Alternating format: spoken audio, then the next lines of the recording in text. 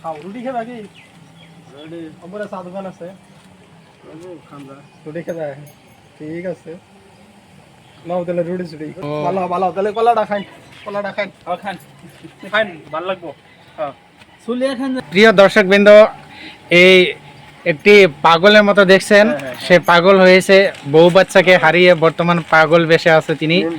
আর তিনার পাশে রয়েছে আমাদের এই অঞ্চলের একজন আদর্শবাদী শিক্ষক।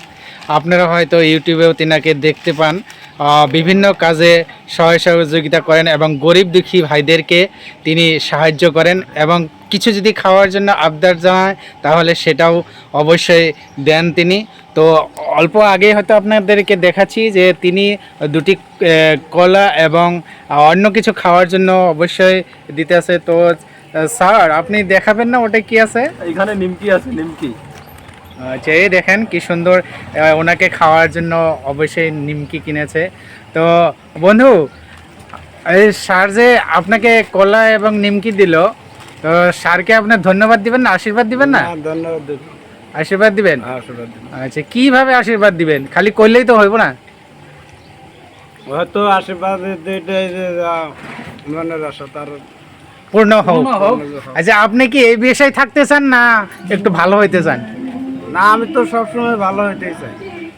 এই ব্যাসটা যাতে না থাকে, আপনি চুল কাইটে একটু সাফ সিকন হয়ে থাকলেই তো ভালো হয়, তা চান না কেন?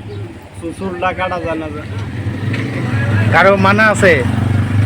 মানা আছে, মাথা ব্যথা করে? হ্যাঁ। ও আচ্ছা, ঠিক আছে, এইভাবে গুসল সুসল করে সাফ সিকুন হয়ে থাকলে মানে মানুষে ভালো বলবো। এই যে দেখেন আমাদের আদর্শবাদী শিক্ষক এই অঞ্চলের বরপেটা জেলার ডংরা গ্রামের একটি এলপি স্কুল আছে, সেই এলপি স্কুলের ইনি শিক্ষক, একজন আদর্শবাদী শিক্ষক। আপনারা হয়তো ইউটিউবে এবং ফেসবুকে এনাকে দেখছেন হয়তো।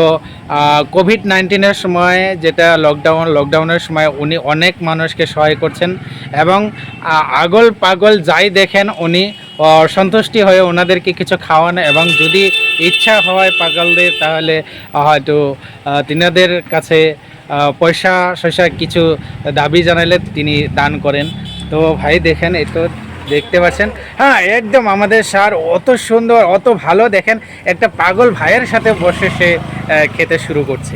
দেখেন, এটাই তো একটা আদর্শ এবং আমরা বলতে পারি যে প্রকৃত শিক্ষক, সেই শিক্ষকের যে আদর্শ উনি পালন করছেন অবশ্যই।